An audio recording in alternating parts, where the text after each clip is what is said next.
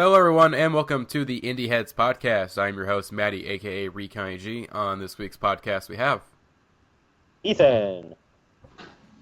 Keaton, or Strensum's Tooth in a Can. Hey, everyone. I'm Alex, a.k.a. Little Brexit, a.k.a. I don't really go on Reddit anymore. Hey, this is our first podcast in a month. We have not done a podcast in a month because... we did one in Chicago, but we can't get the footage. Or all the footage. You want to explain that one, Alex? Because that's on you, buddy. I'm putting the blame on you. I'm just kidding, though. But yeah, we'll talk about that a bit later. So yeah, if you guys don't know, we went to Pitchfork. Wait, I was starting to explain it, but my mic was on mute. Oh, nice. So my computer situation at home was difficult. I don't know. There's no reason for me to explain this. Let's just move on. Okay then. But Sorry. yeah, this is our first podcast in a month. The last one we did was on Wildflower, but we were in Chicago for Pitchfork, a couple of us, including, me, AJ, Alex, Jeremiah, Josiah, Jake, I think, yeah, that was it. That's it, okay. Jake. Josiah's girlfriend. And there's Josiah's girlfriend, ex-girlfriend now, and then Tom, but, yeah, it was Tom. great. Tom is my guy. Tom is my dude. Shout out Tom. Shouts out to Tom. I'm gonna send him this. Alright, well, yeah. So I should probably explain why we've been gone for so long. Besides that, generally it's just been very hard to organize a podcast since we've gotten back from Pitchfork, and generally there hasn't been that much going on in like the indie world. Like there hasn't been any big news. Like, are we really about to dedicate like a main topic to Father John Misty being a pretentious asshole? No, we're not gonna do that. That could be a fun discussion, though. We already did that. We already did that back when the album came out, like last year. And then also did again when Jeremiah talked about it when we did the album the year special. But yeah, but that was talking about him in a positive way. That was See, we could actually probably do a decent roast of Father John Misty, unlike what was on Indieheads. Yeah, those roast of threads, guys. They're bad. They're really awful. Yo, here's the thing. Indieheads is primarily, basically the roast of threads should be stuck. They should be on hip hop heads more than indie heads, because indie heads. Let's be real, guys. As someone who used to do the best of, and I think I'm a good judge of character of the funniness of the subreddit, we aren't that funny. We really aren't. I mean, right now I'm not very funny. Just pretty passive aggressive for the most part. Yeah, like I'm pretty funny on Twitter, but on Reddit, follow me on Twitter at Monrovian Prince. I'm Shouts out to myself on Twitter. Okay, but let's Matty, as we've talked about in a previous podcast, I have you muted on Twitter. Yeah, you do. Rightfully Oh, so. really? Yeah. No, I don't blame you. I Tweets. don't blame you. I really do not blame you in the slightest. Is it okay to come out and say that I also have you muted? It's not because of your original content. It's because of the amount of selfies you retweet. Okay, I've slowed down, and you can just turn off my retweets. You know that you don't have to mute me entirely. You just That's a thing. Yeah, you can turn off retweets. Oh, but you have good retweets sometimes, though. Yeah, so if you mute Although me, I guess you don't that's get my better retweets. than muted entirely. Okay, but I think that Twitter has like a million functions that probably only like a third of the user base actually knows how to use.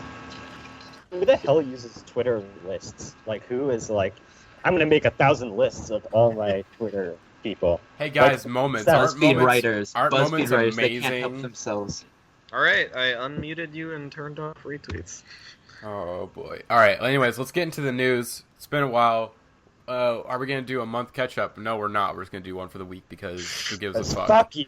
No, again. Can we also talk about how our format is terrible and we're trying to change it? I was going to say that for the end of the podcast, but I mean, if we want to talk about again, continue with an update. News about our own podcast. That's also part of why we haven't done anything. Yeah, we are right now in a very, I would say, a very transitional period of the podcast where we are trying to figure out new things of how we can change up our format because it has gotten kind of boring, and that's kind of why people don't want to do the podcast because it's just like. We've done so many episodes. If you think about it, like, what is this like? Our 70-something is? This is That's like this is 60. Wait, no, it's not. It's definitely. Is this the 70th? I'm not sure. I mean, I can check the channel real quick. What's going on? Guys, That's a lot to do Riveting this exact same. guys, What? something important happened on What? Indieheads. What? What? Remember how someone posted their all ska cover album of In the Aeroplane, Over the Sea. Oh, Yes, Joey. which I have Stereogum downloaded. posted an article titled "Ska version of Neutral Milk Hotels in the Aeroplane Over the Sea is an unacceptable use of Bandcamp." That was the post that was That was the article that was posted to the subreddit. Yeah, it's on the subreddit right now. Oh my Yeah. god. But yeah. Anyways, back to the podcast. I mean, I still enjoy doing the podcast when we do it, but definitely it is. We are looking to change up the format a little bit. We're hopefully, we're bouncing ideas off new segments, pre-recorded stuff, not just limiting ourselves to big albums for discussions. Maybe just doing like little discussions. Basically, we are brainstorming. We're trying to figure things out. So Audio porn. We're also trying to make this like a lot shorter. I don't know. Oh, that's I'm not- not swimmingly see, right see, now that's- as we talk. Yeah. See, that's the Just- thing that I shit. don't exactly agree with when it comes to length. I don't think. I mean, obviously, we wanted to keep it not too long. Like, definitely. I mean, we're not a podcast because I know I'm not gonna watch like a fucking like 3-4 hour podcast. Like, I'm not watching fucking Joe Rogan Experience anytime soon. But like an hour to hour and 30 minutes, like that's a fine. That's a good length. Yeah. My favorite podcast is Harmontown, and they just basically Oh, yeah. drone on for 2 hours. So I should Oh, never yeah. be in. We aren't Like, Dan any Harmon. conversation. Though. Yeah, exactly. we are. Like, we don't got those jokes. yeah. Those, It's just deep in our hearts, our cold hearts. Nowhere else. Oh god. Okay. Anyways, news. So- I mean, is there any? I mean, here's the thing. We're looking to change the format a little bit. So bear with us these next few weeks as we try out new things. and also, we might not be around for a little bit. Just Yeah. Yeah. I mean, hopefully. I mean, I we're, still want. we'll never go. We're never going away. That's it. We're like the what's a good example from a band that's like the Wrens. Who's a band that breaks up and then like gets back together really quickly? Like Blink 182. Blink 182. We no. I mean, I feel like And it's also a good comparison because it speaks to the quality of our podcast as well. oh my god. Okay, this is getting. All right, let's talk about things that give us a reason to do this podcast. The National, Yes. they were in the news because they recently announced, or I think Matt Berenger recently announced that the National are going to be going electronic on their new album. For more details, let's look at the Enemy article that I have linked here in the schedule. Christ. Okay, I can talk about this actually. Content. All I right, can talk about all right. because I saw them and they debuted a lot of those more electronic songs at that show, and I feel like the article made it seem really extreme, and a lot of people were like spitting out murmurs of Kid A, while also being like weirdly unopen to it, even after this was on the sub, even after watching them like complain about how the National hasn't changed up their style for so long. Anyway, they aren't super duper like intense electronic in the way that like Kid A was, for example, but they're definitely a change for the National. And as far as the National goes, it's like some of the least them sounding of any of the music they've ever made, and I think it's really good and it's exciting. It's a good change for them, but there's still guitars and there's still rousing choruses. Well, It's still the this news didn't really surprise me personally all too much because on Trouble Will Find Me, there's like a very distinct shift in production style, and just like it. I don't know, there's an air to it that feels almost like early Moog. So like to hear they're moving in that direction, especially after like the LV and all of the different side projects that the members have been involved with. Like, it makes a lot of sense to me. And I'm a pretty big fan of the National, and I'm maybe because of that, I'm somebody who sees a lot of progression where maybe there isn't. Yeah, But no, there's no, yeah, there no. totally is. I Yeah. would never like support. See, the thing is, if you actually listen to their albums, each one is a distinctly different style of the type of rock music yeah. they make. Like, Yeah. even a lot of people talk about how High Violet and like Trouble Will Find Me sound really similar, but to me, they're just absurdly different. Yeah. Like, Yeah.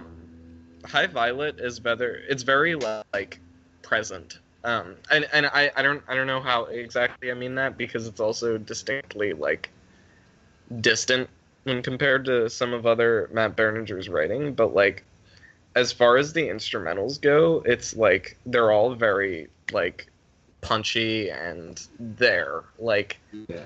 for example, Sorrow. Sorrow is an intense song Yeah. because of the drumming and just the mood it sets, and it's not like Vowels. it goes.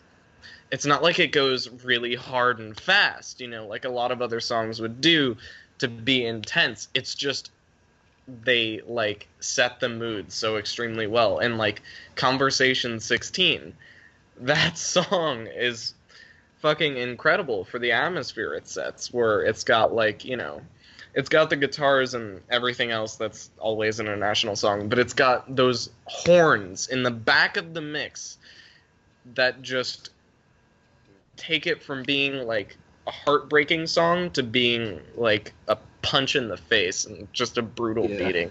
And that's then- something and the then- National really always succeeds at, is those like, very, very subtle details that like Yeah. just swell. So like I mean there's a number of songs on Trouble Will Find Me with harmonica that like you can barely even hear, but Yeah. it makes everything different. I don't think I've ever noticed that, actually. Yeah, it's I'll have to listen for it. yeah. That's really interesting, Sea of because Love. harmonica Sea of is Love is usually a like very this- like almost flamboyant, like very there front of the mix type of instrument. Like you'll have a harmonica solo thrown into a song. Well, that's But- because of how it's played typically. It's a Yeah. very like in and out quick, like I mean Yeah. it's making the train talk is kind of how you learn to play the harmonica. So it's supposed to be something that like fills all of the empty space instead Yeah. of something that creates it. And that's like I mean I feel like if a child were to pick up a harmonica and just like blow through it, you can hear it there. Like I've been playing harmonica for a while, and it's not too difficult to make it even sound like an accordion. And like Yeah. there's definite that's an instrument that can apply a lot of atmosphere to things. Yeah. So it's refreshing to see them do that. And electronics are something that establish atmosphere like so well. Absolutely. It is classic. You should listen to Find a Way, Keaton. That's one of the songs they debuted. You can find decent YouTube recordings of it. That was my favorite, and it's just like it's such an atmospheric song in the way we've been discussing, and like it's perfect. I don't know. Anyway, the thing I was talking about earlier with High Violet and Trouble Will Find Me is High Violet is, as I described, it's very punchy, and like Trouble Will Find Me is it's a very emotional record, but it's a lot more atmospheric and like an instrumental and like Almost- ethereal almost sense. numb. You know what I mean? It's Yeah. a lot more like it's a lot less concrete, I guess. It's like it kind of flows around you. And it's a huge difference. Massive. I That's- would not listen to those albums in the same breath. Mhm. They're totally different. Yeah, and I feel like Trouble Will Find Me, despite being much more of a fluid record, it's definitely like a larger record in a way. Like at least I get that's that. the way I've always listened to it. Like it very much is like an ocean, just like Yeah. beating across you. It seems like, I mean, hold a pool of water in your hand. It's like it feels like it's almost no substance, but there's so much of it. It's a force to be reckoned with. Yeah. So I don't know. I'm super excited for this new record. I think it'll be good. I think it'll be really good. From the songs I've heard, as long as some of those make it onto the album, it'll be really good. Okay, you nerds are done talking. My I scales could are talk very more. clean now. I spaced out a little bit. I mean, no, because the thing is, I don't listen to National. I need to get into the National because I'm actually hearing about this. I don't know if It's the actually National very. is a band you could like really care about, Matty. I'm a casual fan, but I'm here's excited. the thing though. Them going electronic on the next album, that's very interesting because from what he said, it's like very like weird and mathy and whatnot. I'm like, huh, all right, I can get into this. So hey, maybe. Well, Alligator is kind of weird and mathy. It's Oh, less yeah. weird, but it's definitely mathy. Angular, if anything. Yeah, Not overtly polyrhythmic, but it's definitely angular. yeah, like Secret Meeting. Oh yeah, I mean Nice. that's a great example. Very good song. Also, do you think? Okay, I will say as Natural fans, do you think that Elvi had any sort of influence on this move to go more electronic on the next album? Do you think that had any influence? No.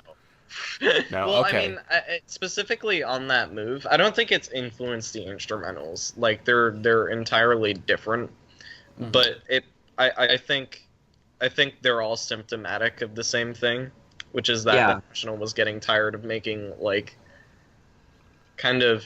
And while I said, you know, each album is distinctly different, they are all of the National's oeuvre. I think they were tired of making albums by the National.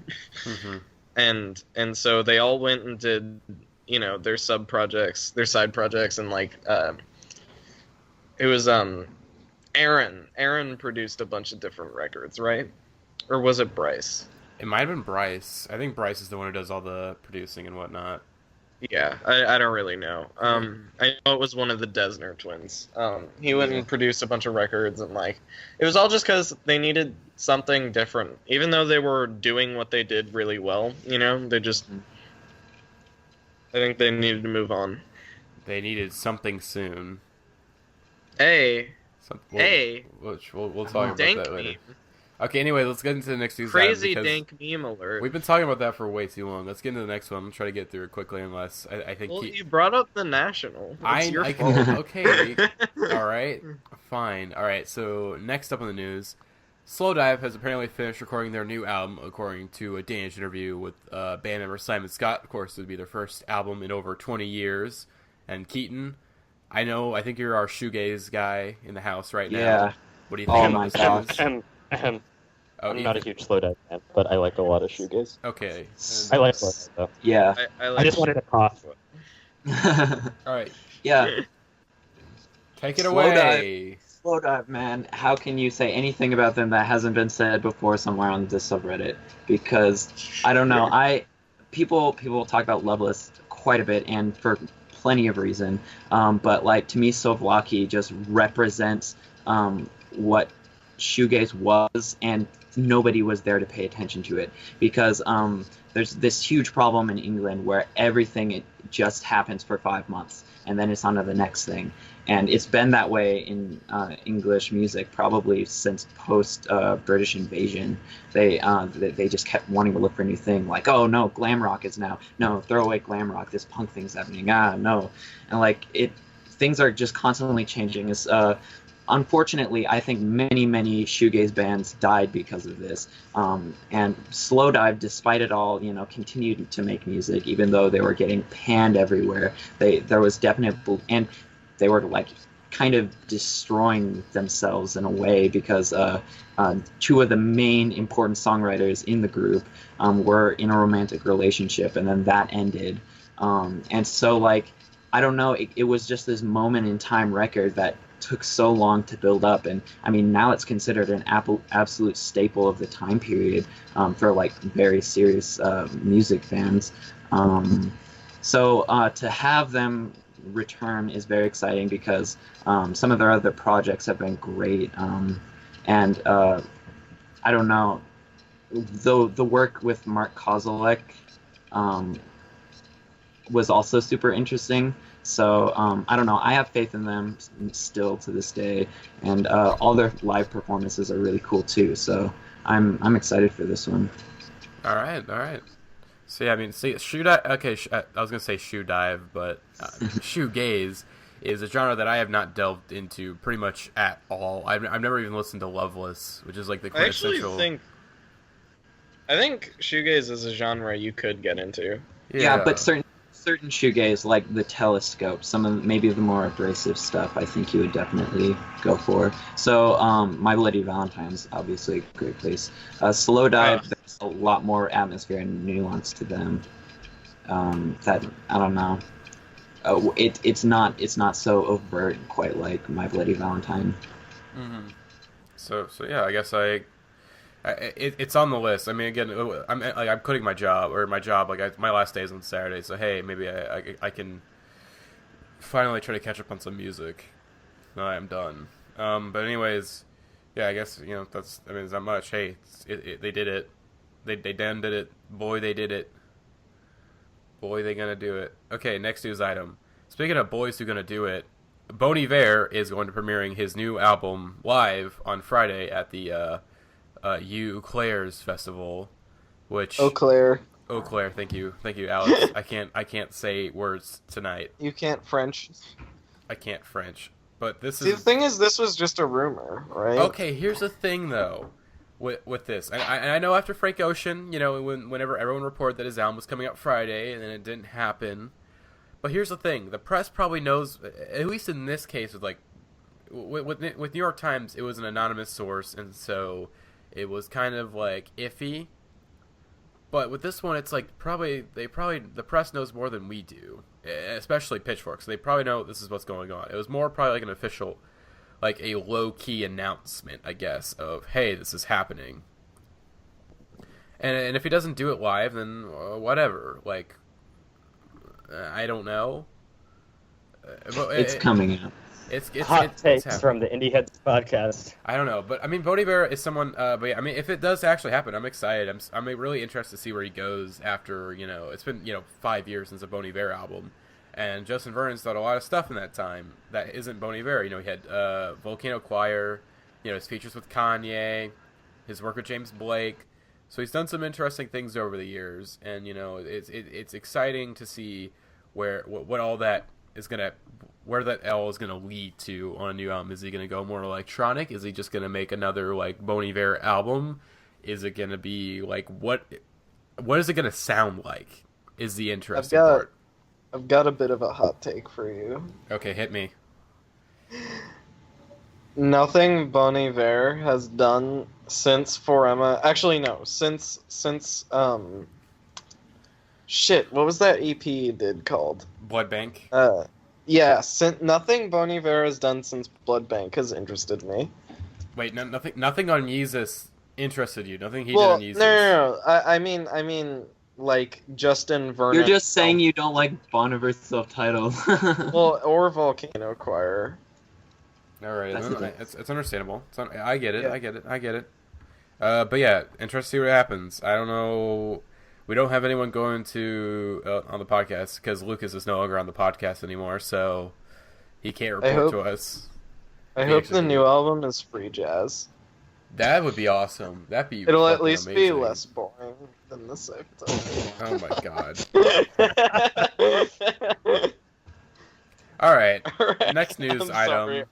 For that. All right. So this one, actually, I'm gonna let Ethan take this one. It's a very beloved album. Okay, because I'm really excited for this. It won a Grammy, Alex, so you can't say shit about it, okay? It won a Grammy. They did, fucking... Can I talk? Okay, sorry, Ethan. Please clap. Okay, Thank you. Continue, Ethan. The Twin Peaks soundtrack is being reissued, and I am incredibly excited for this. I'm a huge David Lynch fan, who's only From my hometown. I've sadly only seen 2 of his movies and Twin Peaks. Thank you for that. I don't know how to react to that. How do I process that? Well, I mean, one of the most incredibly visionary surrealist directors of all time came from this rinky-dink Montana town. So I don't know. That's exciting for me. No, I can understand why you're excited. I just don't know how to respond to your excitement. I can get how David Lynch came out of that, actually. Yeah, that makes sense in the scope of his work. When you watch a film like Blue Velvet, which is about basically showing the underbelly of idealism in idyllic neighborhoods, it makes sense. Yeah, no, there's a direct. There's Racer. an interview. sense. But oh, sorry, go on. There's an interview where he directly says that like he remembers growing up in like suburban areas, especially like here, and like he used to have a cherry tree in his yard, and he used to walk out, and there would be like black oozing sap coming out of it, and like all of these ants crawling over it, and like that was the moment when it like woke him up, and he realized that like even the white picket fence, like classic clean home, is like there's all of this like dirty, horrifying, yet like you can't look away kind of stuff. And like I think that directly went into like one of the opening scenes in Blue Velvet where he's walking through a field and he just finds the disembodied ear. Yeah, definitely. But Twin Peaks, amazing soundtrack, absolutely stunning work all around, except James's song. I actually don't hate James. Everyone hates James, but I don't hate James. And yeah, I'm super excited for this to be on vinyl. It's been a long time coming. They've been talking about it since like 2013, which is ridiculous. And I really hate Mondo Tees because they do a lot of price gouging with their vinyl. But this is somewhat reasonably priced at $23. That's still crazy in my opinion. But that's coming from someone who generally doesn't buy more expensive records. But yeah, I'm excited for this. I don't know if I'll pick it up because it is $23, and that could go towards 2 records from another label or a show. But Wait. I definitely 23 is not for a record. No. That's not that bad. 2. That's a decent price. No, Yeah, I just got a Bonnie Prince Billy record and See in the Cake, Oi, for $24. Yeah, all of Bonnie Well, that's Prince Billy, because- like his work is pretty cheap on vinyl. Yeah, because it's Drag City is Yeah. reasonable. That's a whole discussion for another day. But I'm vinyl prices are too high. The And Twin Peaks hard to soundtrack predict is actually like kind of similar to the show itself, in that it sounds like a soap opera at first, but it's just like there's so much more to it, and it's so much better than that. Mhm. Nice. Yeah. Honestly, I'm not You a fan of understand the. what I mean? Yeah, I do. no, I get what you mean. It sounds Yeah. very like cheesy, like obviously, Yeah. ooh, atmosphere, ooh, like I don't know, and like with the whole look with the waterfall and everything, like right away you know what you're in for. But then like some of those like kind of dirty, smooth jazz compositions that go into it, like you soon realize that there's more happening. Yeah. And there's that's some of the tracks that are definitely darker on here. I Mhm. can't remember them off the top of my head, the names of them, but yeah. it runs the Audrey's gambit. theme- I think Audrey's theme is the first song in the series that you hear and start to go, wait a minute, there's something more. And that's perfect because Audrey is kind of that character who, in a lot of ways, brings you into this darker side of things. She's aware of the darker. She kind of doesn't live in this fake world a lot of other characters live in. She kind of Yes, is this conduit between the fake world the characters live in and the dark underworld. exactly. And it's funny because in that first episode she barely has any lines, like she barely shows up. But then once you find out, how she's the daughter of one of the kind of seediest business people in Twin Peaks, and how he's connected with all the And darkness. one of the biggest Civil War fans of all time. Oh yeah. Oh, I love that part. I know people hate it, but I love it. I love it so much. I think it was works great. so. I don't get how people could hate that. People have a lot of problems It's with the so- second half of season 2. And I kind of get that because it becomes such an absurd and silly show, but it's also just great because it also gets so much darker and more interesting in the second season too. And the finale is one of the best finales of all time, but Totally. obviously not the finale anymore because it's coming back.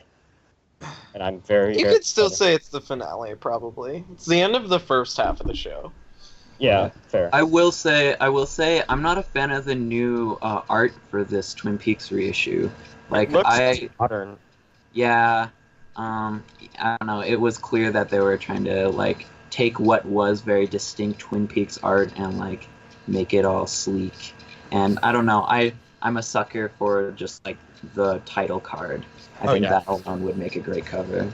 This looks more like a synthwave album or not synthwave. That's more, yeah, synthwave. This would be a synthwave album.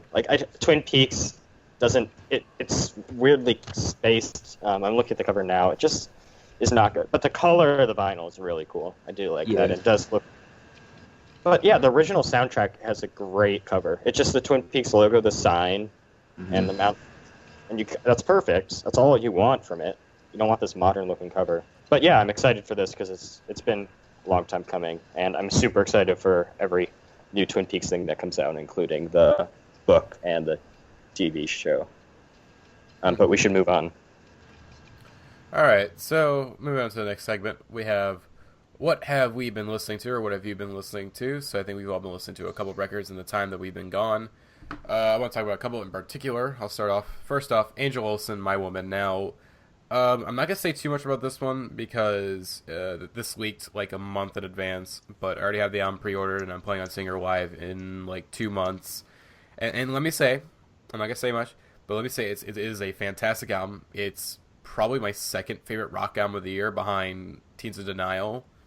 You just have some like really like infectious, catchy like guitar lines and just Angel Olsen, she's such a great songwriter, and there's so much, I guess, a decent amount of versatility on the album where she's just so good. It's tough to talk. I mean, I don't want to say anything. I don't want to spoil anything, but like I will say that Pops is one of the best outros of the year.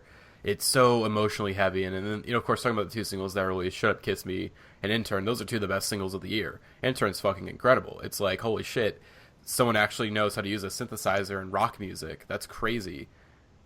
Someone figured it out. Hey, how about instead of having these boring ass like synth lines, let me do something unique and interesting with it, and let my fucking voice be like the big draw and just the synth be in the background. Ugh. And of course, Shut Up, Kiss Me, just a fantastic like sort of just fantastic rock pop song or whatever. It's just like it's so catchy and fucking. And I'm mad that I didn't get it passed at my college station because you know what my teacher said about Angel Olsen? What? He described Angel again. I brought that song in and he said that Angel Olsen was a local artist that wasn't quite there yet.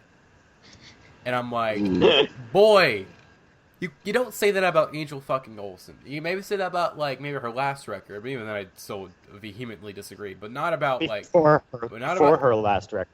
Be like, okay. Oh, also shout out to St. Vincent for doing interesting synth music and rock and roll already. There we go. Shouts out. But next album, do we got any metal fans in the house right now? Yeah.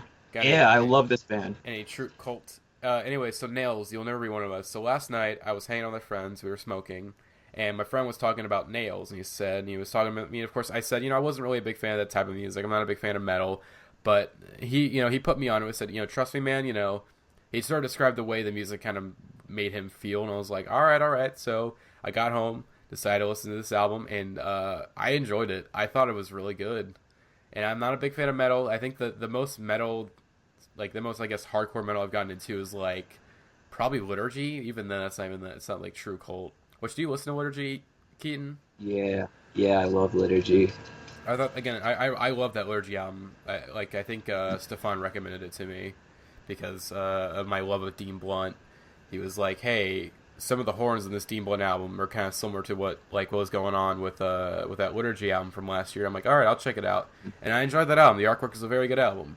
And this album is actually pretty good too. I'm probably going to listen to it a bit more because it's very short and it's very like fast-paced. And I don't hate the vocals. I don't hate the instrumentals. It does get into that territory a little bit where I'm like, I don't know if I like this, but I mean, hey, I'm interested enough, so I'll probably listen to it again. It's a good album. If you're not into metal, I'd probably check this out. Matty. Yes. Did you listen to the Deaf Heaven album last year? No, I skipped it. I'll probably check it out now that I'm kind of... Definitely do. Yeah. I'm pretty definitively not a metal fan, but that record was incredible.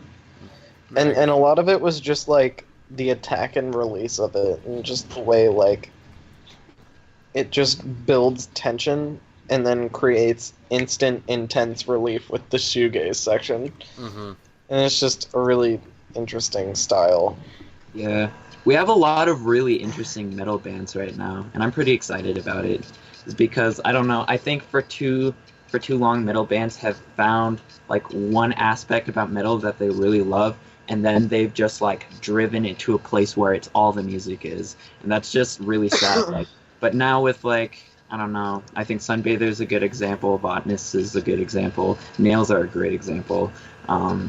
There's just so much that's dynamic about the way the music is created.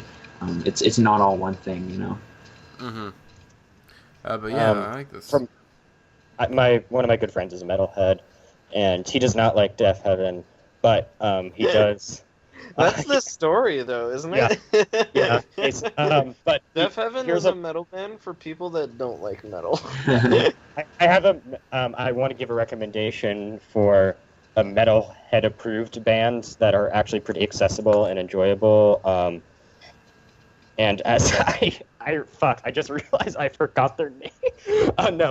Okay, I remembered it. Burzum. No, yeah, Burzum, really accessible. Really, show them to your parents. No, Agalok. Agalok, I think, are very good metal bands that take a lot from traditional metal, but also make it a lot more accessible and easy to listen to. Keaton, do you listen to Agalok? Yeah, I have a lot of friends who are just hardcore Agalok fans. So yeah, I've gotten good exposure to them, and they know what they're doing. Yeah, they're really enjoyable. They broke up recently, which is sad because I wanted to see them live, and my metalhead friend saw them live and said they were incredible. So if you want something that's a bit more true cult than Deaf Heaven, check out Agalok. But yeah, I'm going to talk about the albums I listen to because you want to hear more of my voice right now. Yeah, go ahead, man. So I'm going to a music festival this weekend at the Masquerade. It's called the Wrecking Ball. It's in Atlanta, which I'm super excited for. But there's one big conflict in the schedule for me, and that's the Julie Ruin and Gorilla Biscuits are both playing at the same time. And I'm a relative fan of both of them, not like a huge fan of either of them, but like kind of a mid-level fan. Big fan of Kathleen Hanna's other work, just not super into the Julie Ruin. The first Lady Gray album, I listened to that a lot. Yeah, and I will say that the original Julie Ruin album, which was just a solo electronic work, which actually kind of hugely inspired Lady Gray, that's a really great record. The more recent stuff. Is that officially out still? Because I know that was like a 4-track recording it, right? Are you talking about the original Julie Ruin album or the new incarnation of the Julie Ruin? No, I'm talking about the original. Okay. And yeah, it's floating around places. I think that's really decent, even if she's disowned it. I think. I'll have to download that because I was really interested in it when I watched the documentary about her. Yeah. The punk singer, highly recommend it. If anyone has to watch. But yeah, so I listened to Gorilla Biscuits, I think on the album Start Today, and Hit Reset to kind of compare them, and they are both really good albums. Hit Reset is a really good, just rock, electronic, punky, feminist album that's just really, really enjoyable to listen to. I don't think there's a huge amount of depth to it. But that's never. I don't want to say Kathleen Hanna doesn't have a lot of depth in her work, but she's always just been to the point and not about like creating vague and complex webs to untangle. She's just been really out there and poignant, and I think that's really effective. But it doesn't really lead to a lot of like in-depth of analysis you can make of an album, but really, really enjoyable album from Kathleen Hanna. And the Gorilla Biscuits Start Today is a hardcore classic, obviously. It's very, very enjoyable. It's not... Oh, bless you. Thank you, though. I appreciate it. I just want to bless you anyway. It was just a general blessing. It doesn't sound that different from any other Youth Crew hardcore band, but it's still very, very enjoyable and one of the more interesting and unique albums of that era. Gorilla Biscuits recently got in a little bit of controversy, which I don't really care about talking about on here, but needless to say, they aren't completely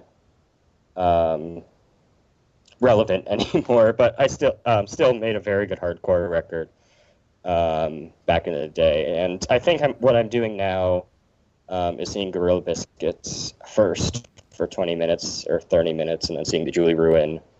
And then, because the Julie Ruin are right near Drive Like Jehu, who I want to get very, very close to the stage for, because they are one of my favorite bands. So yeah, if anyone actually listens to this podcast and has an opinion on the Julie Ruin versus Gorilla Biscuits, comment on YouTube or tweet me, Eon997. Shouts out to my Twitter, which is very good. Yeah, if Matty can do it, I can do it. If that's EON997 on Twitter.com, HTTP. Wait, that was too many P's. Let me start over. HTTP. Okay,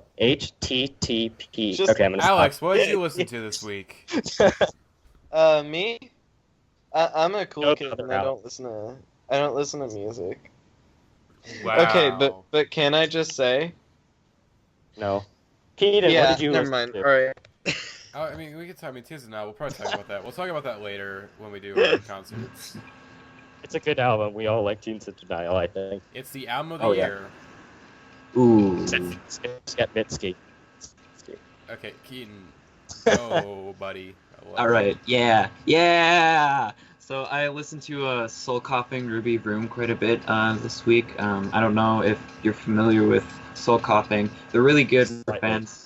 Yeah, they're good for fans of early Beck, I feel. And they were pretty big in like bringing that whole almost stream of consciousness, half rap kind of sound into the 90s. They're led by this guy named M. Doty, who pretty much just took a lot of drugs and thought of words that went well together and just put them out. And I don't know, despite that all, like, you listen to some of those songs and you know he's right about it, because I don't know, some of, like, it booms as pure and free as sugar-free jazz. That's just like such a hooky kind of interesting thing. And the album is just filled with these really kind of crazy, all of this imagery about like being on a bus to hell and like I don't know, planes flying into buildings, though this was pre 9/11 and stuff. I don't know, it's also so swing, despite being very much a 90s like almost Massive Attack, but also very like Porno for Pyros, or kind of like that gritty half grunge music. But it's quite the record. There's nothing that really sounds like it, so I keep going back. And then the second record I listened to quite a bit was the Jandek album Telegraph Melts. Jandek is like this really crazy outsider artist who mostly plays like one or two chords on an incredibly out-tuned guitar, but the thing is he plays like where he's playing the guitar and the force he's playing at more like relevant than what he's playing on it, and like the notes. And then he uses this like ambiance of just like really cacophonous guitar sounds to just like howl this probably the strangest lyrics you'll ever hear. This record is also like not one of the strictly guitar Jandek records. There's a track on here, Governor Rhodes, that's like almost only drumming, and he just starts chanting about celebration and love over it for a really long time. And then there's also for Jandek fans, classic Don't Hate Your Teeth, where he pretty much just screams Don't Hate Your Teeth over and over again. Yeah, it's really out there. If a lot of Jandek fans will say Ready for the House is the first record to go to, but this one is really good because it illustrates a lot of different Jandek sounds. It has like electric and acoustic. It has the drum stuff. I think there's I don't think there's any of the fretless bass stuff that he does. That's more later. But if you're into music that just makes you feel lost and confused, then listen to Jandek. I've listened to Jandek a couple times, just like a song here or there. Do you actually like on a like purely aesthetic level enjoy this album, like just from listening? Oh well, yeah. I don't know. I'm really into extremes in music, and I'm really I don't know. Because I like a lot of weird stuff, but like Yeah. that gets really, really unpleasant and just hard That's to why- listen to. That's kind of why it's not. I like it because it's hard to listen to. I like it because it's unpleasant to listen to, and it puts me in a really interesting, unpleasant, not pleasant place. And I don't know. I like things that make me feel like I'm in a very strange place. For my I like to do in my taste. I like to listen to stuff like that, of course. But I like to have some like something to keep me grounded. I don't know. Yeah. Basically. Yeah, I just because- feel like Jandek kind of goes past that in a lot of ways, and that's fine. Yeah. But just What not- I think it is, it has a lot to do with like how we take in time and like how we experience that. That's basically what music is based off of, and how it affects us so much is, the rhythm of your heart is basically how you comprehend a lot of what's happening around you. And we base a lot of different rhythms off of that, and that's created obviously these traditions that any huge indie fan, I'm sure, knows great ways that we've strayed away from them. But I think Jandek is probably farther than most, especially in guitar music, farther than most, because it's like the same note. But like I said, there's this song on his album Interstellar Discussion. It's the last track. It's just about a junkie, and it'll be the same note going on and on and on, and you'll feel like nothing is going to change in it. And then all of a sudden, he starts playing away from the bridge and towards the pickups, and all of a sudden it's just like really loud and heavy, but it's a completely different sound. And then he just goes back to the bridge, and you realize that original sound is like far more pleasant. It's just completely playing with how you're experiencing sound and time in a really weird way. If you want to feel alienated by music and like something that anyone else would stop, and because it makes them uncomfortable, then Jandek is a good source. Okay, we should move on, Matty. Main Yeah, topic. it's- It is main Yes. topic time. So, another thing with the podcast is that we have had a very difficult time finding a main topic to talk about because there hasn't been much. However, I think we found a pretty good one, and it's sort of a repeat. We've done this topic before a couple episodes ago, but it was like last year, so... Actually, no, it might have been this year. It was the last time Sarah was on, but it's been a bit. Anyways, we're going to talk about our favorite concerts of 2016 so far, and just earlier sort of our concert experiences of 2016. So, and also basically this is an excuse to do a Pitchfork recap because we don't have the whole gang here for a Pitchfork recap. So it's just me and Alex. You ready, Alex?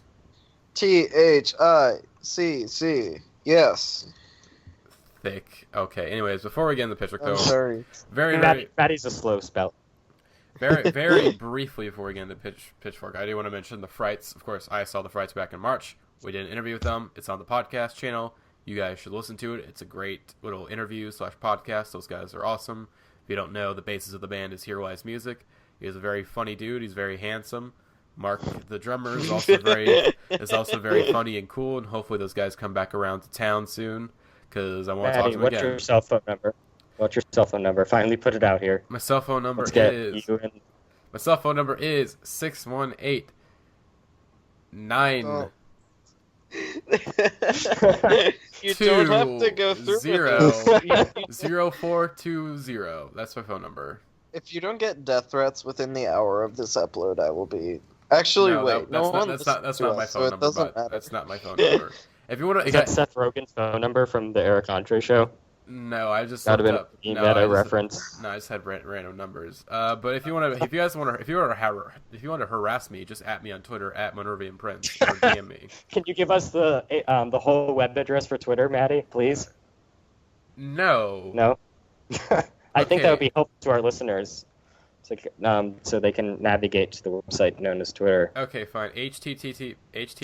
Actually, No. you don't even need to do that shit anymore. No, it's don't be doing that. It's just twitter.com/MonrovianPrince. Don't Trying to do make the it. worst podcast I No. can. Okay. Trying to sabotage. All right. Yes. All right, Pitchfork time. All right, so y'all don't know. Bunch of us not the Pitchfork. Already talked about it earlier in the episode. Who went? Alex. Let's talk about Pitchfork. You ready? Okay. Ethan, you want? Are We you? went to a festival, and Yeah. it was in Chicago. Yes, it's the Pitchfork Music That's all. Festival. It was a great time. I had an amazing time. It was very awesome meeting some of these guys I've been doing the podcast with for so long, because it's like these guys are essentially my best friends, except I've never met them, and now I've met them, and they're very cool. Except Jeremiah maybe got a little too drunk Except for me. sometimes. No, I will say drunk Jeremiah was an experience, because I love Jeremiah, and don't get me wrong, I absolutely love him. He's a great guy. But he's very much if we ever do put up that IRL podcast, if you get your computer and your phone, if you get all that squared away and set up, you will notice that I Jeremiah. have it in my laptop, and I just have to upload it to Mega. Okay, we'll get The problem that is I can't remember my Mega credentials. Just make a new account. Just make a new account. Yeah, I might as well. Anyways, Jeremiah, he's very much an attention hog, where he really has to eat up the camera whenever it's like, or the audio whenever he's on there, because like you will see that when we put that up, he's got to be the one talking at all times, and it's great and hilarious, but sometimes it's like, oh my god, Jeremiah, shut the fuck up, please. But other than that, though, everyone was great. What funny? Oh god, we have so many Jeremiah stories. I think like right after we finished filming the podcast, he went to the bathroom. This is at the tail end of the podcast, where we're wrapping things up, and Jeremiah is in the bathroom taking a shit, and he's completely naked. Oh, yes. He's completely He was completely naked, and he just opened the door and made like really like unfortunate faces at us. Oh god. But yeah, they were trying to get him to take a fucking shower. Jeremiah, AJ's yelling at him, "Get in the fucking shower, Jeremiah! Get in the fucking shower!" And Jeremiah's like, "No." Oh my god! And generally, like AJ and Jeremiah slept in the same bed together, and it was like, of course they're gonna sleep in the same bed together. Like, of course. It's just. Did they just have a vinyl copy of Psychopomp in between them? I mean, I don't know. They could have. I think they already have it on vinyl, so they didn't probably get it. But yeah, Pitchfork was a great experience. I mean, there's just a lot of great stories. Hopefully, we can get more people who went to the festival on the podcast, so we can do a more official recap of the events. But I think watching that IRL podcast is a pretty good indication of what the fuck happened. But yeah, anyways, the festival itself. Let's just start off right away. So the first act we all saw was Car Seat Headrest. It was the opening act of the day, 3:30, red stage. We all got there a little early. We all got in the pit, and it was very, very amazing. It was it was a very good right way to start off the festival, as essentially, yeah, because we had our own little mosh pit. It was like half podcast people, half like random people, essentially. It was like the 7 or 8 of us, and then of course it was great. Actually, I think if you watch the footage, like fill in the blank, you can spot Jeremiah, and you can spot AJ, you can spot my burgundy hat, and I think you said you at some point. Yes. So the deal with that is that I'm shorter than the other guys, not by much. I'm not like a short person. No, I'm average height, but you were probably my height. Everyone else was really tall. Jeremiah was tall. Jeremiah is way taller. 6'4", I think, and like AJ is pretty tall, and Jake is pretty tall, and Josiah was like a bit taller than both of us. So you can catch me, but I'm hard to find. I'm towards the end, and you can see a curly black bob getting thrown out of the mosh pit into some people off screen, and that's me. Yeah, but yeah, seriously, great. So time. if you really feel like hunting, good luck. I mean, you can go to the podcast store, because I retweeted something about like the AJ and Jeremiah's face, fucking. But yeah, that concert was great. It was a great, very holistic experience, being able to have that all together. And of course, so after brief rundown of everything I saw after, I went to Julia Holter. I saw a brief moment of her set. With someone that we met at the fest while we were waiting in line. Katie, shouts out to Katie. Awesome girl. I smoked a joint. It was awesome. And then Julia Holter played Sea Calls Me Home. And it was actually, if you don't know, the festival was it was very cloudy pretty much the entire fest. Like, there was rarely, I think Saturday was pretty sunny, but like Friday and Sunday were pretty gloomy. But as soon as like Julia Holter started playing Sea Calls Me Home, the sun came out. and it was like an absolutely perfect moment. And she also played Horn Surrounding Me, and that's my favorite song by her, and I was really excited. But yeah, Carly Rae Jepsen, fantastic. That was great. Not much to say. It was amazing.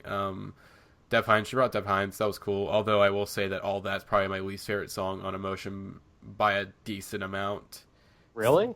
You like it less than I Really Like You. I Really Like You's a great song, okay? That song gets way too much hate. But I think it's the worst song on the album. I disagree vehemently. I think I Really Like is a great pop song, and I think All That's maybe a little too slow for its own good. And I think Dev Hynes has done much better. It just doesn't. It's like, oh, it's so close to being like. I still think it's a good song, but it's definitely like if I don't go, well, what's my least favorite on the album? It's definitely that one, just because it's a little too slow. And it's a little too. It doesn't quite fit with the rest of the album. It feels like kind of the odd one out. I can see where you're coming from on that. That makes sense. It's a fair opinion. Yeah, and then I pretty much didn't really see anyone else. I ended up skipping Beach House and just hanging out with Alex and just walking around the fest.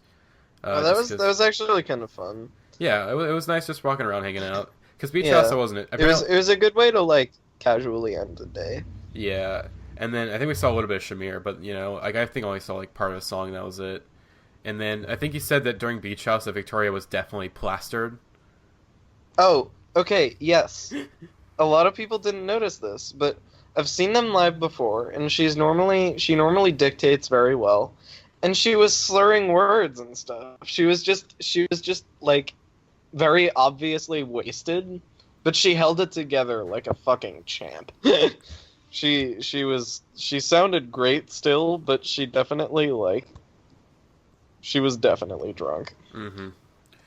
So yeah, after that, let's see. We saw a girl band. We got to meet David, aka But You're Bringing Me Down, aka Marry Me St. Vincent. Great guy.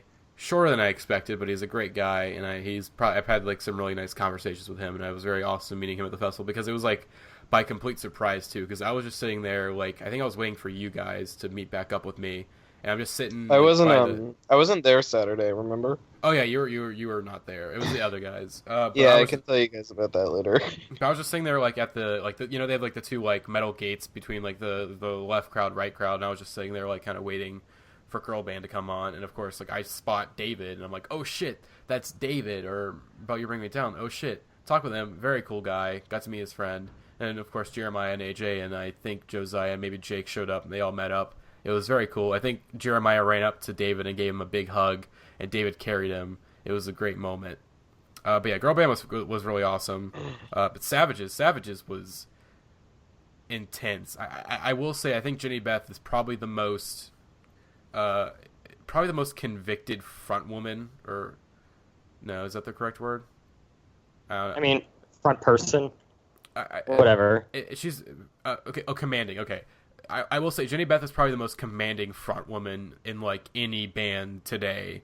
Like the control that she has over a crowd is absolutely bonkers. It is like, how do you have this control?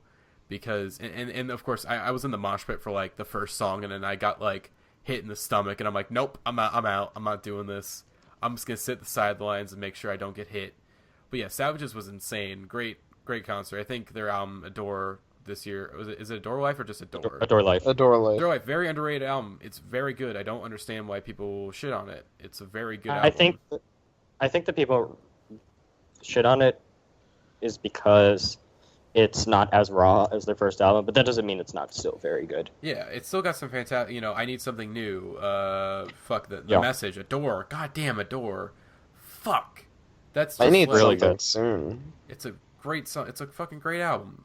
Check it out. It's underrated. But of course, I ended up like leaving Savages a little early to get a good spot for Blood Orange, and that was a great show. He brought out Carly Rae Jepsen, and he brought out Empress of, and I freaked out like a little girl. Screamed so loud. It was just like because Empress of, which I'm going to talk about a bit later. So yeah, the Blood Orange was fantastic. I think Dev Hynes. If there's anything that like if I have any criticisms, I don't think Freetown Sound. I really loved it on that like first listen, but I've kind of cooled down on it since then. I think my issue is that Dev Hynes, he isn't quite there as a vocalist. Like he has great moments as a vocalist, but it's obvious that he isn't the best vocalist in the world. And whenever he has a guest on, usually they outshine him, or he puts the spotlight on them. puts it on them, in the right way or long enough that he isn't quite as highlighted. Of course, a good example is the song with Persev, where really he lets her take over the song. He does some vocals in the background, but for the most part, it's her song, Yeah. Or Is there anything wrong with that, though? I think that lends a lot to his personality. Oh, no. If anything, I would rather have him do, an entire album where he didn't do vocals and he just had guest vocalists for the entire album. I would really interested to see if he ever did that. But, kind of seeing where he's going right now as an artist, it definitely is not going to happen. And that's not a bad thing. I think Dev Hynes is a fine vocalist. He just there's definitely spots where he could be a lot better. And it's a little, I think my least favorite song, which I think he did play at the fest. Hold on, let me make sure I know which one it is.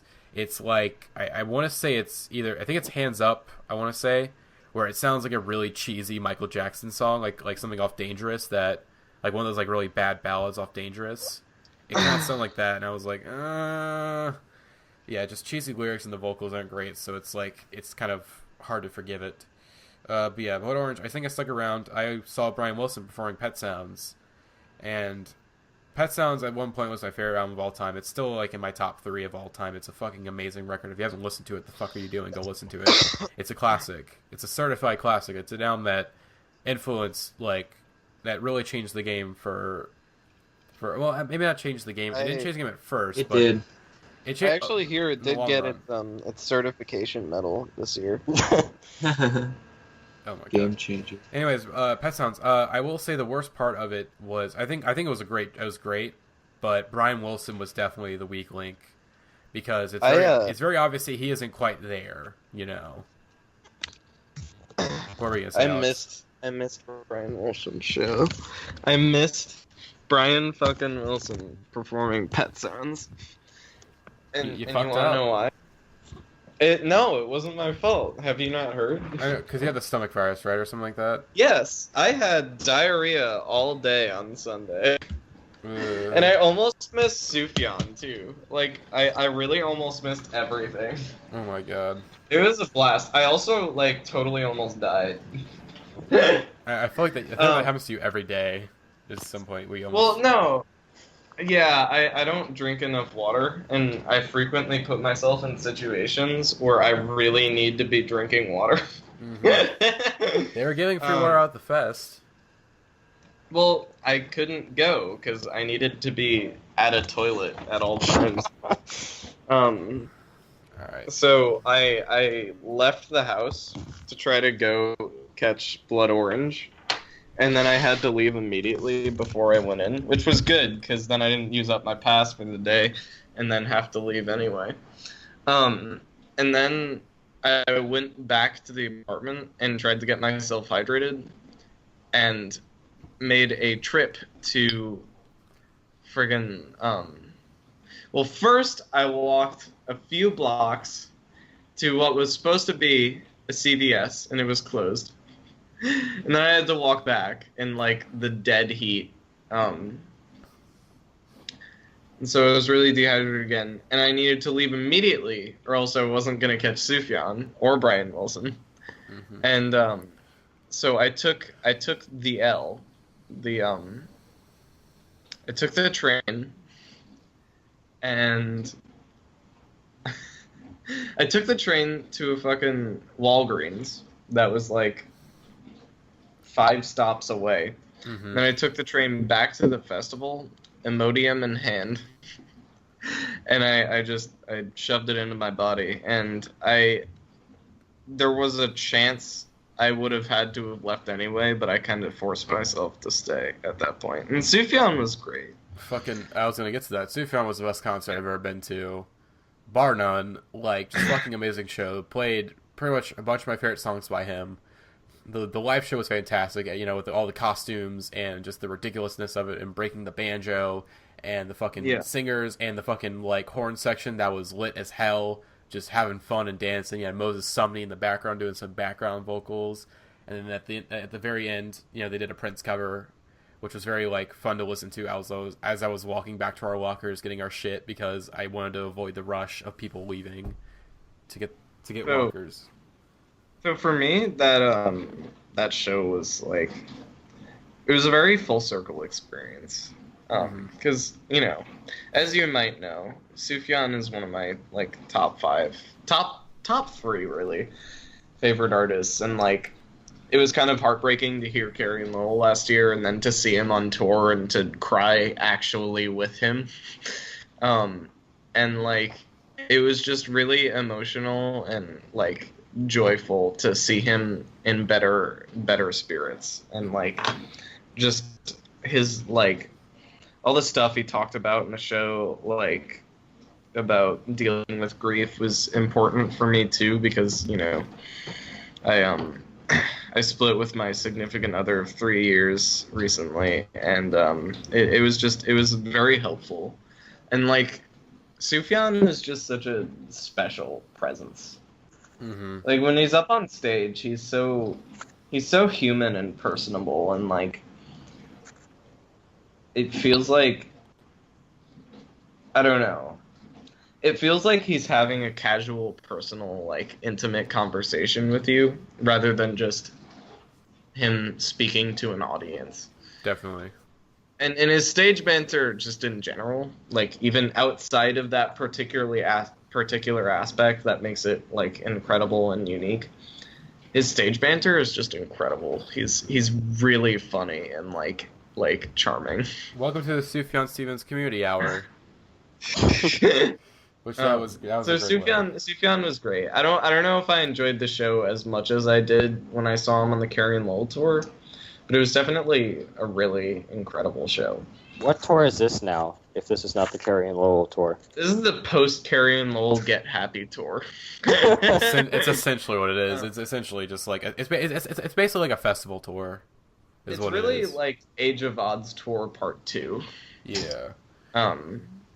And then my assumption is that after he's finished with this, he's gonna go and finish up that thing he was working on. I can't remember what it was called. Some kind of orchestral piece, and then also Planetarium, which is a collab that he did with one of the Desners and someone else. And it seems really exciting. And it's an album about planets in the style of Age of Odds. I did not... Wait, what? Is this... Yes. Is this true? When did this song come out? Or when did this No. This is an album. This is a performance. It started out as a performance they did 3 times in one particular place. And they wrote all this shit for it. And they were like, yeah, we'll probably release it eventually. And... most recently, I think whoever the Desner was that worked on it with them, I think it was Aaron, said it was pretty much ready to be released, and he didn't really know why it wasn't out yet. And I do know that they were all interested in releasing it as a recording, so we have that to look forward to eventually. Mm-hmm. Let's just hope we see it sometime soon. Yeah. But yeah, super incredible, just very life-changing show. Yeah, I think it was definitely something that I needed to in my life. It was definitely very reassuring. My feet hurt, my legs are hurt by the end of it, but it was totally worth it. It was yes. Anyways, getting to the Sunday of the fest, I started off with Porches, and the audience at Porches is exactly what you would expect at a Porches show. Boring. It's exactly the type of kids you would probably expect to see at a Porches show, wearing ironic dad hats, tucked in shirts, jeans that are a little too high waisted, basically hipster kids. But it was a good show. I thought it was fun. It was a nice little show. I like Porches. I think the album last year, or the album that came out this year, was really good, and it's not boring. Okay, it's not boring. It's a fine album. I'm sorry. The first one's better. I didn't mean to throw shade. No, I don't. No, I know. I totally get the way I think it's boring, but I enjoy Porches. Anyways, I ran to Blue Stage to go get a good spot for Empress of, but of course I saw Home, and I thought Home really surprised me. I had never heard of them, and I thought they were really good. Checked out their EP. It's pretty solid.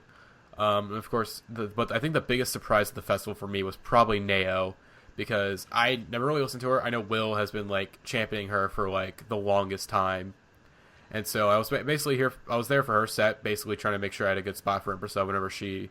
And by the way, the blue stage was like delayed by like 30 minutes. Like there were some very like bad and serious delays, and it was like because I had missed Neon Indian because of those delays, and I'm fucking mad about that. Blue stage gets fucked. Yeah, blue stage was kind of disastrous. It's because it's only one, and it's handling like a lot of acts, and they're getting them in and out, and so they don't really have time to like get through the kinks of everything before an act goes on. Whereas with the other two stages, they're alternating, and so they've it's got like 3 hours in between performances on each stage, so well, less time, more like 2, but it's like an hour and a half. But anyways, Neo completely surprised me. I thought her set was fantastic. I still need to listen to her album, which just came out, and I had a fucking blast just dancing. It was like it was crazy. And of course, I saw Empress Sub backstage on the side stage, like listening to or watching the show, and I was like, oh my god, it's her, it's her, it's her. She's real. She's in the flesh. She's getting ready to perform, and her set was fantastic. Josiah's, I guess now ex-girlfriend, was in the crowd, and she was like near me, but she wasn't like right next to me. And she said describing me during her performance, never have I seen someone with such pure joy in their face. It was so satisfying finally seeing her live because, and also if you guys don't know, if you didn't watch my What's in the Bag video, I now own her album from last year on every physical format. I have it on vinyl, I have it on cassette, and I have it on CD. That's how much. What about no 8-track, no wax cylinder? Yeah. Well, I'm talking about official SMH. Man, if I can get it on Laserdisc, I would totally get it on Laserdisc. But but yeah. So you'd watch. What about VHS? What? Get that reel-to-reel action. There were albums that were released on VHS. Icicle just did that with new album, right? Yeah, that's true. I forgot about that. That's a good record, by the way. You should listen to it. Real good.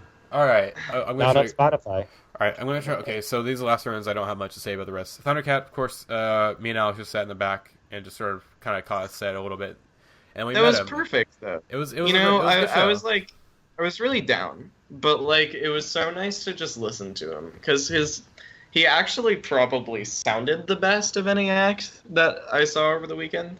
Just in terms of like the quality of the the sound. Mm-hmm. You know what I mean? Like it was well mixed and everything. And like it was just nice to just sit there and listen and be casual about it. Yeah. But and then we met him. He was a really cool dude. Very nice guy. Oh, he signed my hat. Yes. I had him sign $1 for me. And when I walked up there and I was like, "Hey man, could you sign my $1?" He shouted how much $1 cost.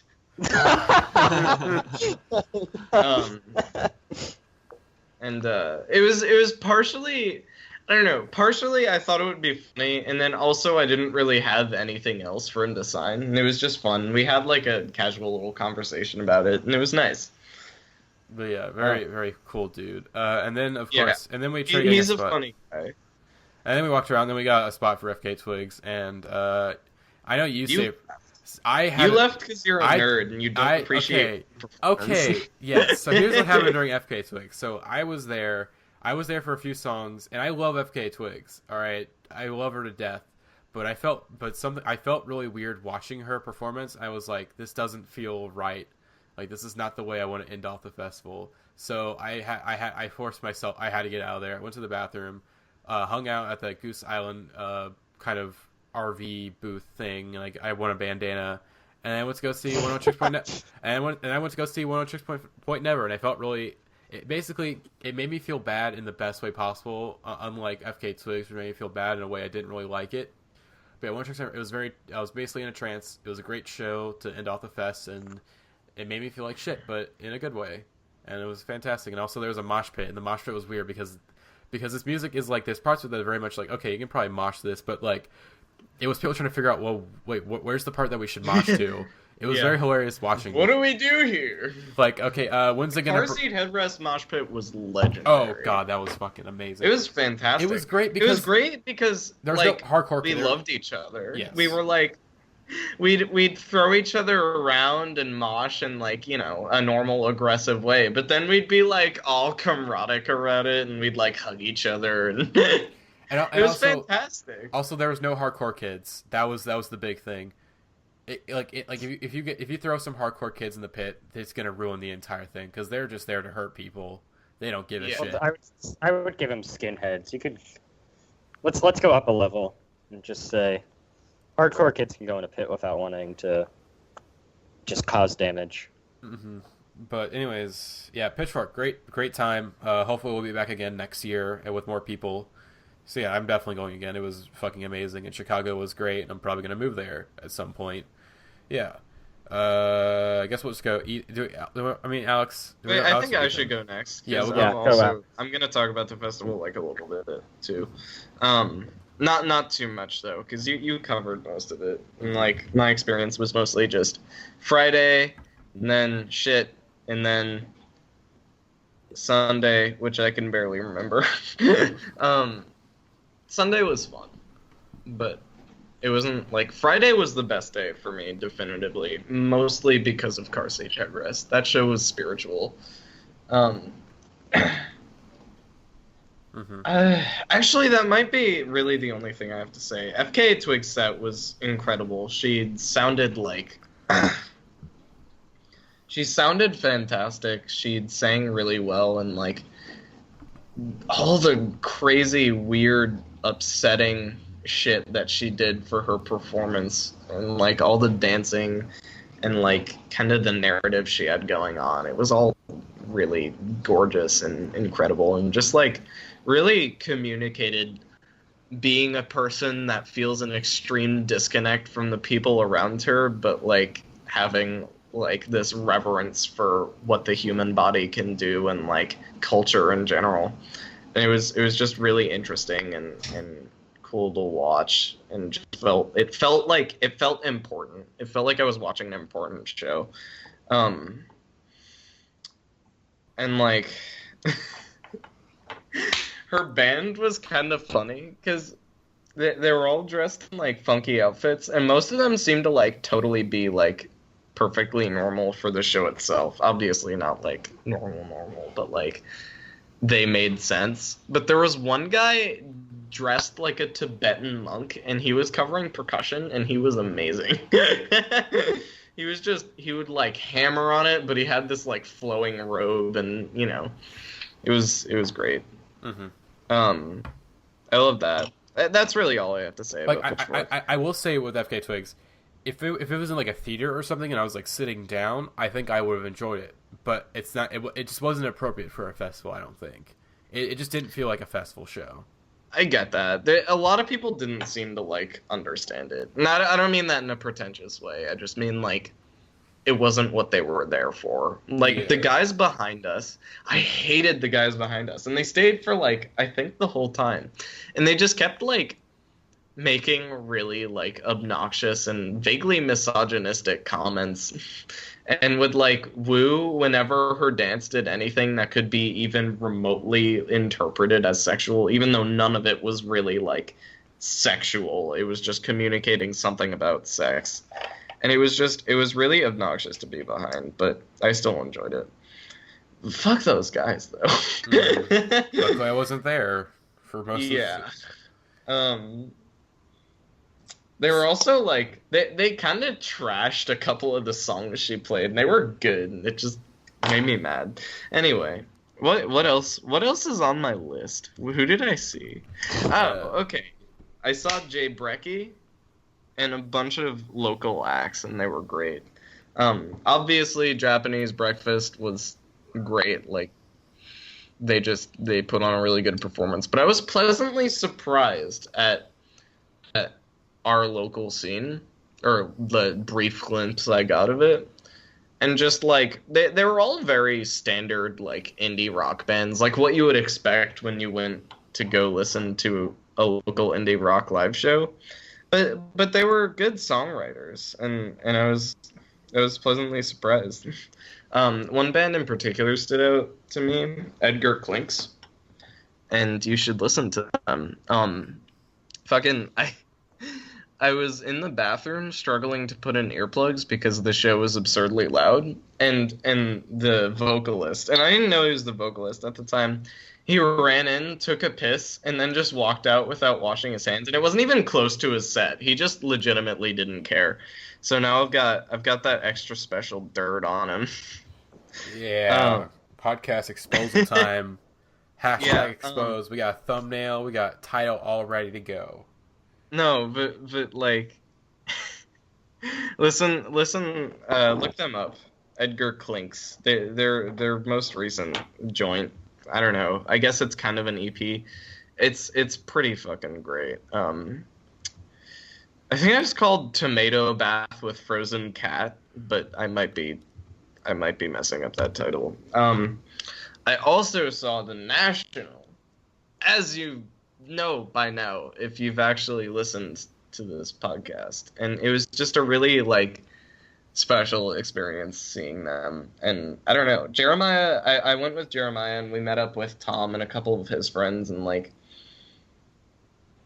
it was just, they were so good, and it was in such a perfect location. It was a benefit concert for Mass Mocha, and it was just in like the field behind the museum, and you're just surrounded by like massive sculptures and just mountains like Appalachia. And it was so gorgeous and so perfect for the National in particular. And like Matt Berninger was something else. I don't even know what adjective I can throw at him. He was just perfect. And like the band performed so well, and they were all funny, and like just they performed their songs so well. And like I just mean, I feel like with songs like that where they're so personal and emotional, it seems like you could probably like, I mean, speaking specifically to Matt Berninger's performance, it feels like there could be a point where, you know, you don't really connect to that anymore, and it doesn't really inspire you in any way. But like when he was singing those songs, it really felt like he was feeling them right then and right there, and like we felt it too. And he was just like, the quality of his voice is incredible too. Like listening to him on record, it's, you know, he's a great frontman, but like I just mean live in particular, you really get a good feel of how rich his voice is, even though it's limited. And I also saw Radiohead, and I'm not sure if I want to talk about that. I don't know. I don't even know where to start. Like, Radiohead is my favorite band of all time. I've obsessed over them for 4.5, 5 years now. I can't even remember. Actually, I think it's like, no, it's 4.5 years. It was important for me to see them, but I feel like there are a lot of ways in which it could have let me down, and it just didn't. It didn't. It was exactly what I needed, and it was spiritual. Everything was in its right place. Yes, they played that song, and it was good. They always play that song, though.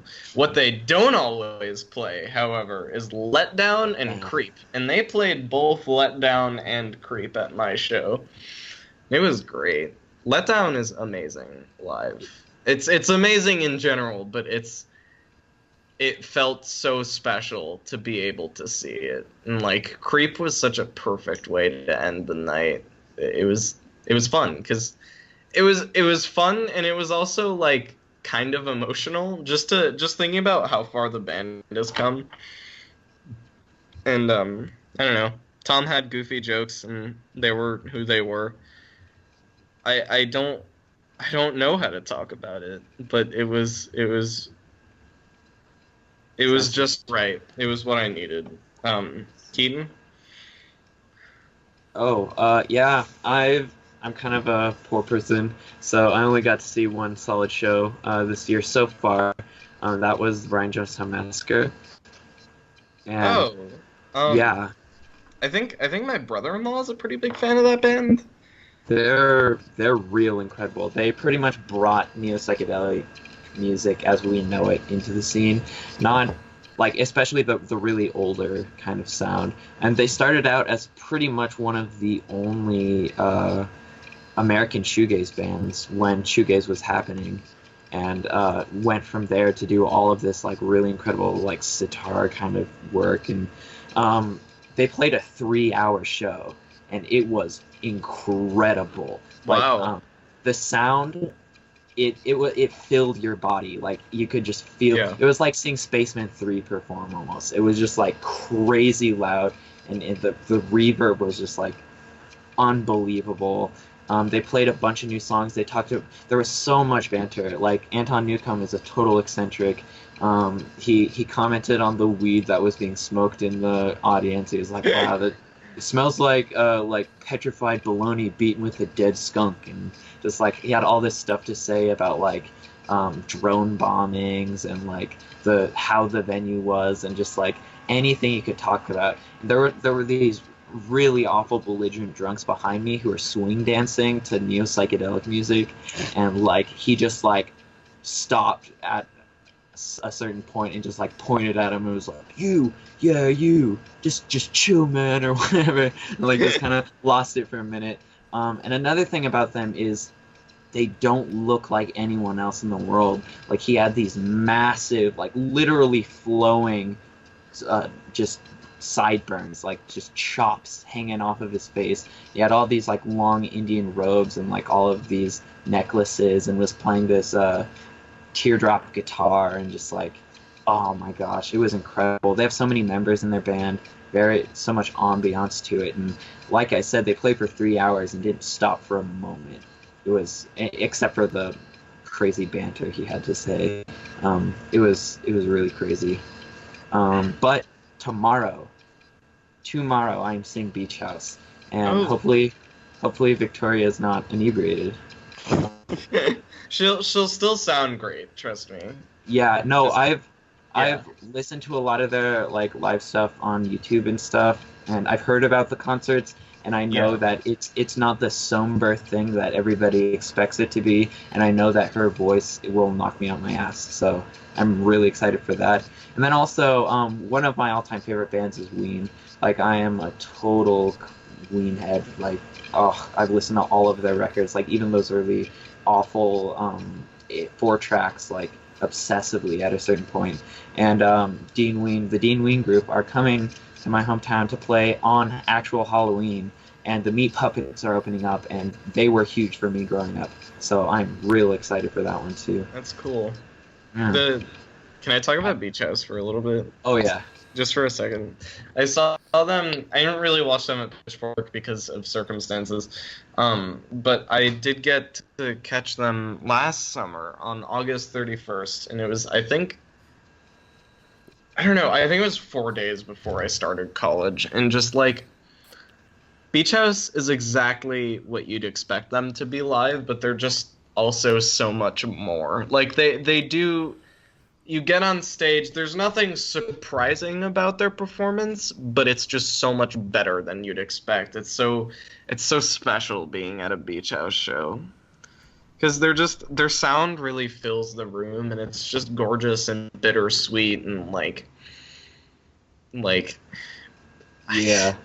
I'm struggling with my words today, but Beach House is incredible live. Like, I actually think I prefer Beach House as a live band to Beach House as a recording band. Yeah, I've heard similar things said, so I'm excited. Plus, kind of like the talk of car seat headrest, like all of my best friends are going to Beach House, and like one of them had kind of a weird time in his life where he only listened to Beach House, and I felt like we were pretty close then, so it'll be a very emotional experience to see them. I'm pretty excited. It's gonna be. I'm happy for you. It's a special experience. So, Ethan, what Yeah. concerts did you see? I've seen a bunch of shows this year. Alex talking about Creep reminded me that I saw Nothing, the shoegaze bands, who were fantastic and absolutely kicked ass. They were super loud and noisy, but also really enjoyable in a lot of ways. They played a cover of Creep, which made my life. That was one of the greatest things I've ever seen. It was just so out of the blue and weird. And I actually talked to the singer after, and he seemed a little bit out of it because I was like, just talking to him about playing Creep. I'm like, hey, why are you playing Creep? Like, I love the song, but it's a bit of I'm just wondering why you made that choice. And he's like, yeah, I love Pablo Honey and OK Computer. It's cool to shit on those records now, but like, I love them. And I'm like, yeah, I understand OK Computer, but Pablo, and I just couldn't get through to him, and it was this really bizarre experience that I highly recommend you go through. The thing about Pablo Honey is it's actually a decent album, It's but fine. within the scope of Radiohead's discography, it's a fucking awful piece of shit. It was just bizarre that he chose OK Computer and Pablo Honey. Like, I would just be like, if you were picked any, I don't know, if you picked, I don't know, the Bends and Pablo Honey, I would get it more, but it was just, he just, like, picked those two, and it was very confusing to me. Well, I don't know, I almost kind of get it. Because, like, Pablo Honey is actually less of a... It's simultaneously more of a basic rock album and like, less straightforward than the Benzes. Because the Benz didn't... They did do some really cool and interesting things with, like, texture and sound, but for the most part, it was just rock song after rock song. Whereas Pablo Honey, they've got some interesting texture in songs like You and Blowout, and even Creep, like... They did do some more atmospheric things like they did on OK Computer. It's just the songs were less interesting and the style, like, in general, other than that specific element that made it stand out from, like, their peers at the time, like, the style was really basic. And part of the reason for that is that, like, Tom hadn't really, like, found his place as a lyricist yet, and they weren't really, like, trying super hard when they wrote those songs. Like, they said they really just got into the studio and banged out a record as quickly as they could, and they didn't really consider that people would listen to them and that they'd have to play the songs all the time, and, they didn't consider that, and so they just got it done. Yep. It's interesting how the quick. Sorry to interrupt you, but it's interesting how the like quickly made album can work so much to the advantage of certain artists and so against it. So like the White Stripes' White Blood Cells was made in 3 days, and like all of those songs are like crazy phenomenal. And whereas something like Pablo Honey is like. Because Radiohead is definitely a thinking band, like they're very meticulous. So for them to bang out an album like that, it went to haunt them. Whereas the White Stripes are a very like just energetic, like do it now kind of band, and that worked to their advantage. I think it depends on like the type of person the artists are. Like, Radiohead is very introspective, and like their music is very like when they're at their best, they're very atmospheric and. I don't know, detailed. Yeah. Just extremely absurdly detailed. And that's how their music comes together. But like with bands like the White Stripes and Nirvana and like other, rock bands that we've seen the past couple of decades, like a lot of it has been about this youthful energy that they're able to bring to the table. And I think like really just banging something out and just trying to write the best songs you could in that short period of time is beneficial to those bands. Yeah, but I mean, as a music fan and somebody who wants to create music, it's always interesting, like trying to ascertain how that'll work for you and like what music will come out best, because you can see the value in both like methods. That's just why it's interesting. Personally, as a musician, a lot of the way like my songs go is I'll write kind of the basic structure of it in about an hour, and then it'll take me like over a year to really fill out the song and like get every detail the way I want it to be. And that's when my work is like the most pleasing to me personally. I haven't actually released anything, but that's how it goes best with me. Makes sense to me. But back to nothing. They're good bands, good live, really fun time. There was a mosh pit at a shoegaze show, which is just no, not okay. That's not okay. Really, really not okay. But otherwise, a really, really fun show, and they really, really sound great. Just as great as they sound on record. I'm a pretty big fan of both their albums. I guess three albums, but the first one's like kind of an EP, whatever. I get it. I get how the mosh pit could have felt really weird. Because shoegaze is for, like, standing still and hoping you just fade away and stop existing. Well, have you listened to Nothing? Not really, no. They're pretty loud, and the singer was involved in a lot of hardcore bands, so, like, they're on Relapse, which is a metal label, so they're kind of different in a lot of ways. Yeah. But it's still very, very wrong and not okay. I also saw Childbirth, who were hilarious and great, and all wore maternity gowns, I think. I could be wrong, but that was really funny. But they sound really good. That's what I like about Childbirth, is that they're really funny and, like, political and, like, just snarky, but they're also just make really good music. And Colleen Green opened, who put out one of my favorite albums of last year and one of my favorite EPs of this year, and she absolutely killed it and was so much fun. She plays with an iPad that just plays the drum track, which is really funny, actually. But she does it really well and kind of keeps up the energy, even though she's just a person, a guitar, and an iPad. And Pouty also opened, and they're members of Amanda X and Slowdive, both of which are very good bands. And Pouty is also a very good band. It's not the most memorable act I've ever seen, but definitely enjoyable. And Amanda X and Slowdive are also very enjoyable. And Amanda X are good live. I'll talk about them later. I also saw Car Seat Headrest. I saw him at the NPR show. I watched that. They uploaded a video. It was good. Yeah, which I'm going to complain about in a second. Would you refer to Car Seat Headrest as them or him?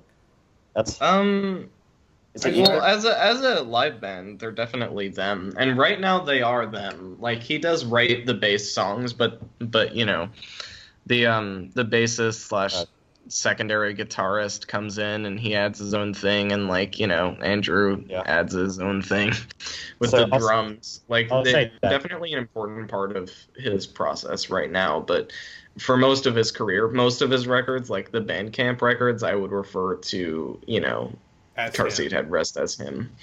But yeah, they put on a great show. They've been talked about enough on the podcast so far, but they put on a really high energy, fun show. Have they? Because personally, I could talk about them forever. I'm seeing them. Seeing them in like a couple, like sometime where I think it's next month. I'm super excited. I've been staunchly obsessed. Yeah. Car Seat Headrest. I think Car Seat Headrest has been my most listened to artist this year. It's definitely up there. But I really enjoyed the show, but what? Sorry, I just said continue. I said I was agreeing with that. I said continue. I have a couple complaints. One, I don't think there should have been a mosh pit. I know you guys disagree, but this was not. I didn't think it was a show where there should have been a mosh pit. Not like enough of a hot punk energy or whatever you want to call it for that, in my opinion. And NPR filmed it, like Alex said, and that was really shitty, actually, because I had to stand next to a camera woman the whole night. Rip. And they couldn't play any covers, so that was really disappointing. Well, as far as, like, mosh pits go, like, there are certain artists that, despite really not having the sound from mosh pits, they still seem to work. Like, I would say, I've been to a number of local hardcore shows that warranted mosh pits. Mosh pits started, and mosh pits felt real. But the most intense and real mosh pit I've ever been in was at a Neutral Milk Hotel concert. Like, Holland 1945. We all lost our minds. And, I mean, Modest Mouse, somebody started a mosh pit on Ocean Breathe Salty. That felt wrong. That was really wrong. And then somebody started a mosh pit during Shit Luck, and that was really, really right. I don't know. Oh Dude, my you just god! need to When I feel saw what's them, happening. I was in like the very back row. I was super far away, but shit luck was holy fuck. Yeah. Oh, and, Oh, and, I was- and doing the cockroach too. Oh Doing the yeah. cockroach was legendary for dancing. Yeah. Like The first show- even way back there in the back, there were a bunch of us that were just losing our fucking minds. hmm Yeah, I was when I saw them. We were in an outdoor venue, which I will maintain is the only way to see Modest Mouse live.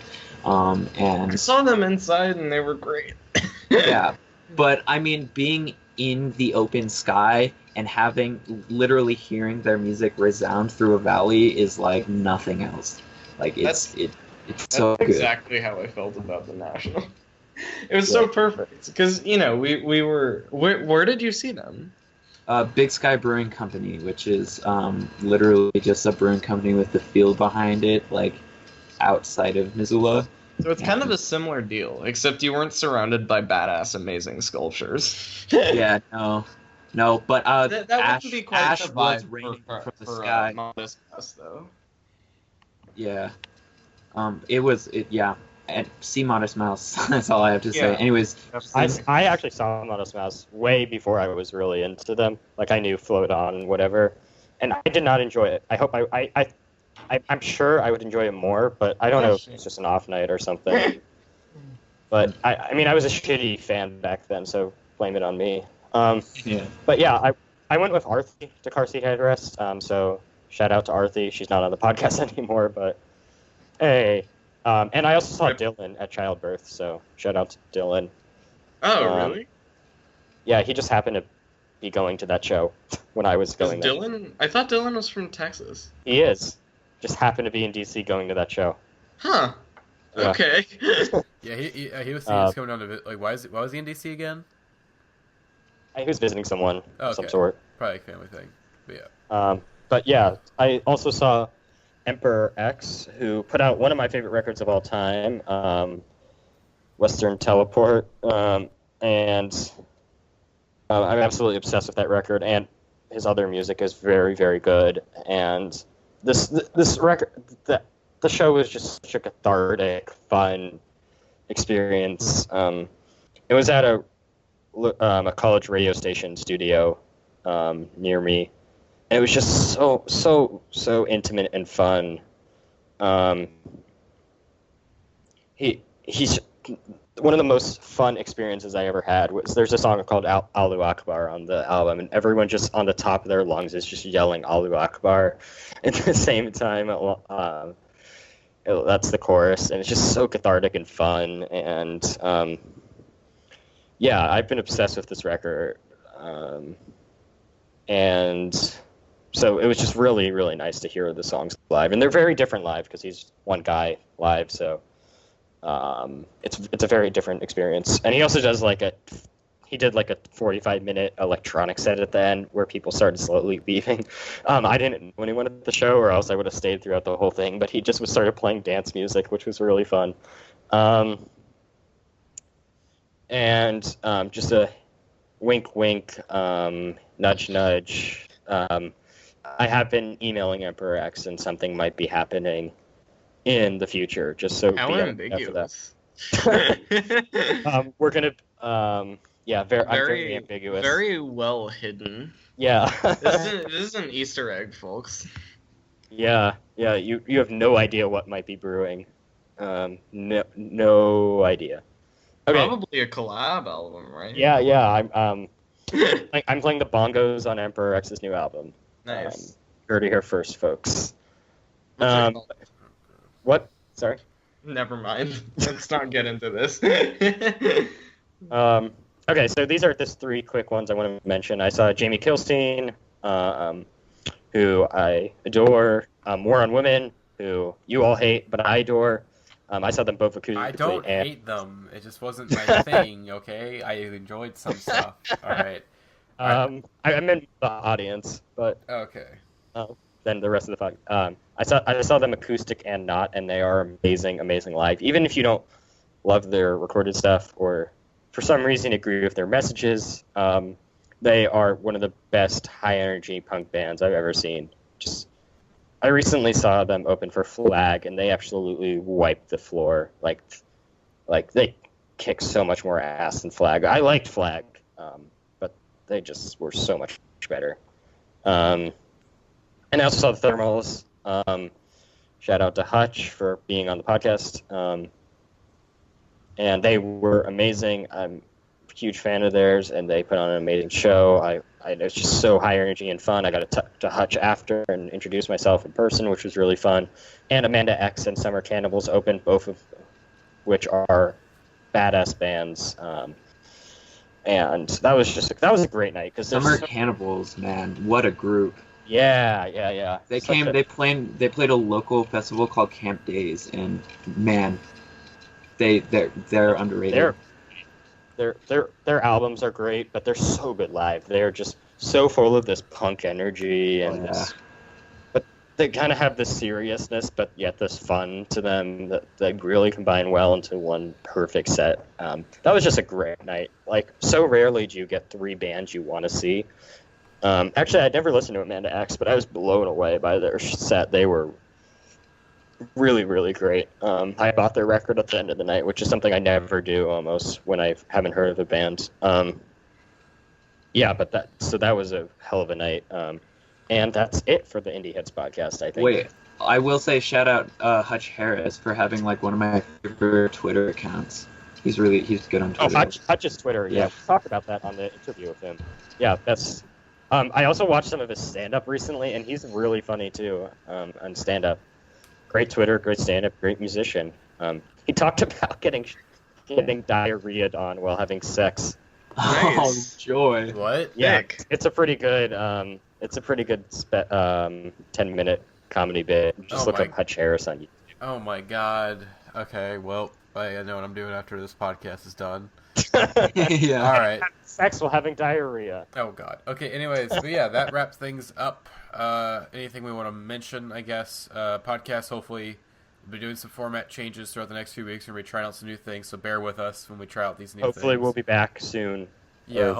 Hopefully, we can have a more consistent schedule. I think we actually might do another podcast like Saturday, because I think some people are available that I want to do a podcast with. I think like Lizzie's gonna be back. So when we get to school. Our Probably by the end of this will help our schedules. Yeah. Yeah, we'll because definitely once school starts for me, I think we'll probably get back into a more consistent schedule. yeah, Because summer kind of leads to this loosey-goosey, like just random, like I'm gonna just less structured life, and when we we missed a few podcasts last summer, didn't we? I think so. Yeah, but I think during and that was back when we were still like uber dedicated. Some of us are still uber dedicated, Alex. Yeah, well, I care about this podcast. I need us to change our format. Yeah, I agree. We're working on it. So that's a good note to end on. We're working on it. We're working on it. All right. So we'll eventually have an acceptable podcast. So make sure again to follow us on Twitter, Indieheads Pod, Facebook, facebook.com/Indieheads Podcast, symbol at Indieheads Podcast on there. I think right now, what how many followers are we sitting at right now? We have way too many. We hit over 2K. I know that Our symbol account is significantly more popular than our podcast.